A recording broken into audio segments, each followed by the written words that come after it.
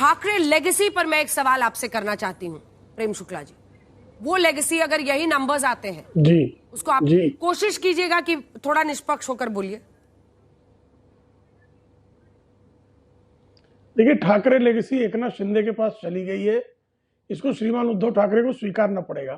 ठाकरे की लेगेसी हिंदुत्व की लेगेसी थी और हिंदुत्व से जिस तरह से बुर्काधारी को महापौर बनाने के लिए उद्धव ठाकरे तैयार हो गए, उसके बाद हिंदुत्व की लेगेसी पूरी तरह से एकनाथ शिंदे के साथ बुर्काधारी को बनाएंगे।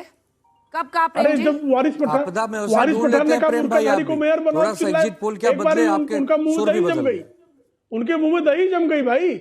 उत्तर भारतीय महापौर के नाम पे कितना चिचिया है वो, और जैसे ही वारिस पठान ने कहा बुर्काधारी मेयर, उनके मुंह में दही जम गई। अरे सबसे पहले हमने विरोध किया, मैंने तो वारिस पठान को ममदानी तक कह दिया।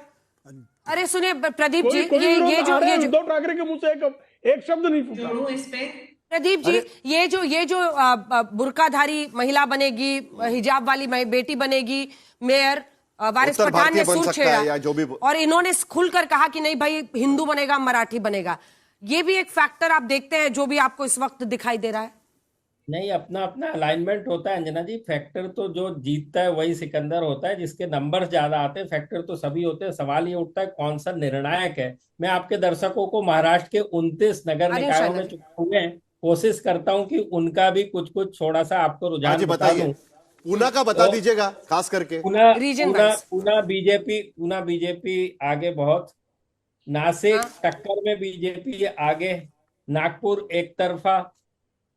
अब मुंबई मेट्रोपॉलिटन के एरियाज की बात कर लेते हैं। यहाँ पे थाने में शिंदे सेना ऑब्वियसली आगे, कल्याण में युति के साथ कल्याण में बीजेपी आगे, वसई विरार में बीबीए, यहाँ की जो लोकल स्थानीय पार्टी है बहुजन विकास अघाड़ी हितेन भाई ठाकुर की, वो बहुत आगे है बीजेपी सेना युति से, वो बहुत आगे। और संभाजी नगर में पूरी की पूरी खिचड़ी है, वहां पर कुछ भी है, मैंने हंग असेंबली की, वहां तो बीजेपी बनाम शिंदे लड़ाई है।